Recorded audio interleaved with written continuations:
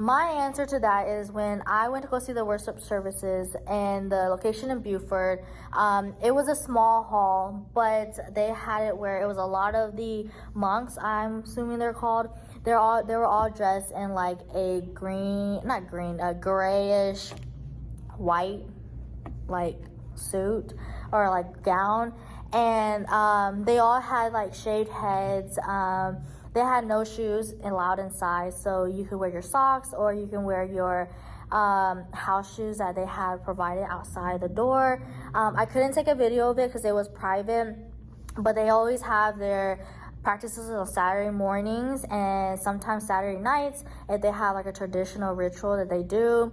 What about you guys?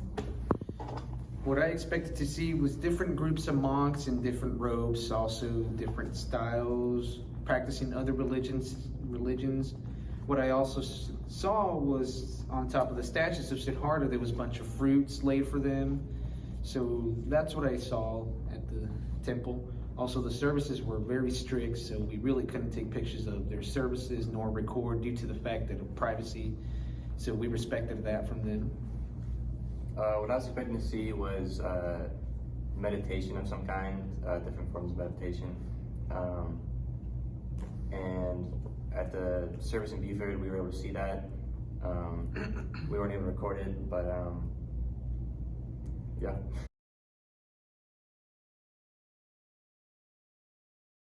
Yes, it kind of related to my religion of shamanism, so I kind of had like a feel of it, of like the practices, and I did get goosebumps at the practice, just because it wasn't quiet. It sounded more like meditation, but they weren't meditating. They were also bowing a lot, and I feel like it was what I expected the most, and there wasn't any like distractions or outside noises. It was mainly focused on what they were doing and the practices. The practice wasn't in any English, so it was kind of also hard for me to understand it, but I knew that from the beginning. My experience didn't match to my expectations due to the fact that, well, I'm a Catholic, so in my Catholic church, we normally pick an individual to go read a phrase from the Bible. And when I went in there, one, it was very difficult to understand due to the fact that there was no English services. And on top of that, it was just the masters, or whatever they call it. They only read from their Bible. So it was very strange to me to not see that as it was to my religion, but also very strange that, and as a Catholic, we normally take a sip of wine and whatever that little piece of thing is, and I didn't see that, so it was very different for me to experience that. My expectations were met in that I was coming in thinking one of the like ideas of Buddhism being peaceful, and at the worship center in Buford, there really was a peace in the air. Even out in like the natural environment of the center, it just felt like a very peaceful place.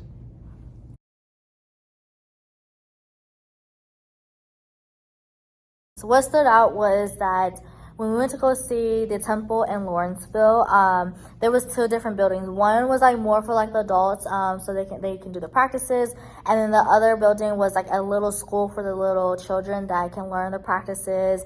And they were all cute running around, but of course, like we all had to respect their privacies and just to like make sure there was no distractions for the little kids. So that's what stood out to me the most in the worship services. What stood out to me more was the location in Lawrenceville. There was a lot of sculptures that I saw that I really never saw back in my religion classes in high school. What I liked about the most was how they had us right at the entrance. There is a Siddhartha sculpture, and in the background, I think it's under the sculpture, there was a little bit of music playing. We have it recorded, but you really can't hear well about it. I also like how in the second building they had other sculptures with colorful sculptures, so you could see how they look better with, skin tone. And then of course up at the third building was another one filled with sculptures too, but my main one was the first one, so I liked that a lot. And at the end of the temple, there was a big sculpture full of elephants and a big tall, I don't know what it was, but it was like a tall person. So that's what stood out to me the most. Yeah, building on that, there was like 4 statues statues that were like 20, 25 feet tall, which was a pretty, I don't know, crazy to see. But it was interesting to see the center in Lawrenceville as compared to the center in Buford, seeing the difference between different sects of Buddhism, one more focused on statues and imagery, and then one more focused on the actual practice itself. The main takeaway for me was that I was learning something new about a different religion. I could kind of connect to it, just like the little like pieces that they do in the Buddhism religion and my religion too. So I felt like I kind of connected to it with it, and it was also good to see something different, especially like the statues, the buildings, and how everything is made in the temples. What stood out to me most was also the same thing as her answer, was being introduced to something new. I never really paid attention to the Buddhism religion. I experienced a lot of new things, especially how they're more peaceful in the temple, unlike Catholics. Every 10 minutes we usually sing a song at the end, but these, they were more into peace and meditation. And what I liked about it was how they were really welcoming. Of course, we couldn't record anything due to the privacy, but I really had a good time experiencing something new with Buddhism in Lawrenceville. Yeah, and same thing for me. New experience. Thankful that now I'm able to appreciate Buddhism more. Actually seeing it in action and seeing that like the peace that's talked about is actually experiential. Like you can actually experience it for yourself, and I think that's pretty cool.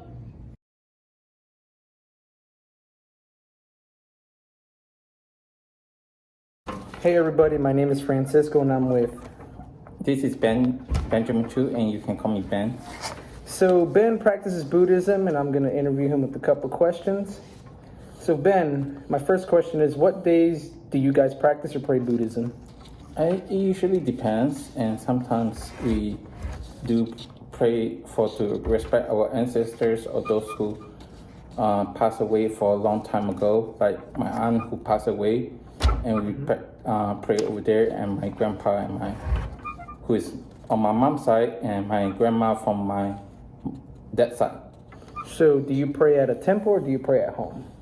We pray at a temple, and we use the wooden sticks, basically a long stick, and you light it on fire, and you pray to each corner, and you flip some kind of like a wooden stones, and to see whether they're eating, or we put up some eating foods like some duck or some of their favorite food, and then we put, and once we put the food, we go pray one more time, then we throw the stones and see whether they're eaten.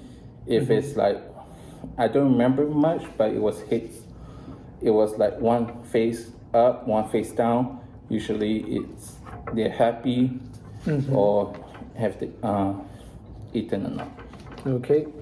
What's a little background about Buddhism? Buddhism is about basically about praying to there's different kinds. Like you could pray to the laughing Buddha, or to the known as, I do not know the English word for it, but there's a Chinese word called Guan Yang Yang, but it's basically the mother of God or something. Okay. So. Okay. My third question is, what is your favorite food that you guys eat when you celebrate Buddhism? I would say chicken rice or duck rice, basically. Basically, we keep those food, and even though there's gonna be flies coming in, but we managed to cover the food. So it's not really that spoiled yet, because we just make sure that they eat or something, because it's like praying to your ancestors or your grandpa or your grandma. Sounds good. My fourth question is there anything that your religion can do or cannot do?